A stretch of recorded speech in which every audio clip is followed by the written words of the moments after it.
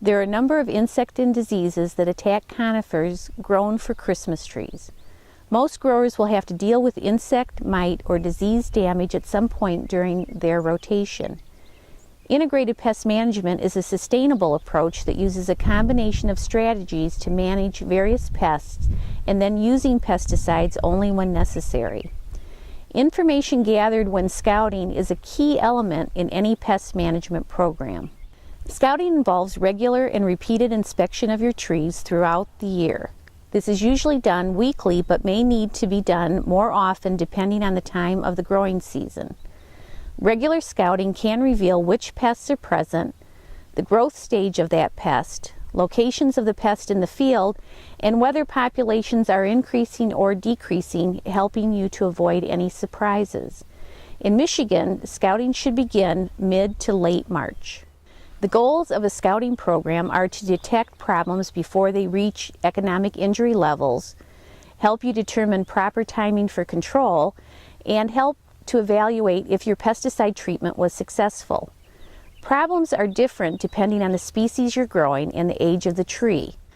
With young trees, your focus will be more on what caused the death of any tree, such as root rot, white grubs, or drought. As trees get closer to harvest, you will need to scout trees more often. The emphasis on these trees will be on producing foliage with good color and little insect or disease damage. Some of the tools that you will need for scouting include a clipboard with paper to record your observations, a map of the field, scouting boards, and this can be either white paper, a paper plate, or an embroidery hoop with white or black cloth.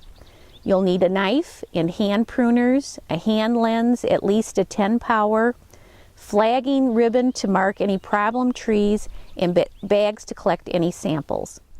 It's impossible and unrealistic to check every tree, so effective scouting is based on gathering information from a representative sample.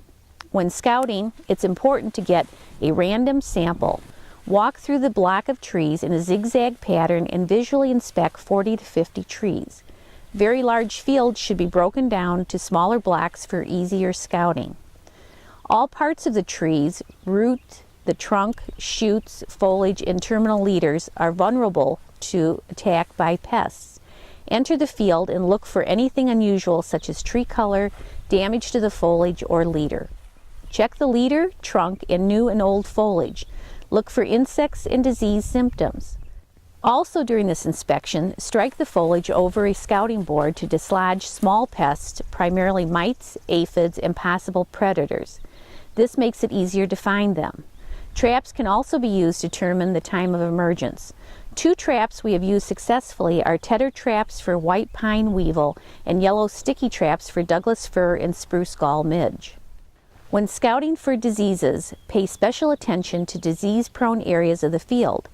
This would be areas that tend to remain damp for longer periods of time, such as low-lying, sheltered, or shaded areas of the field.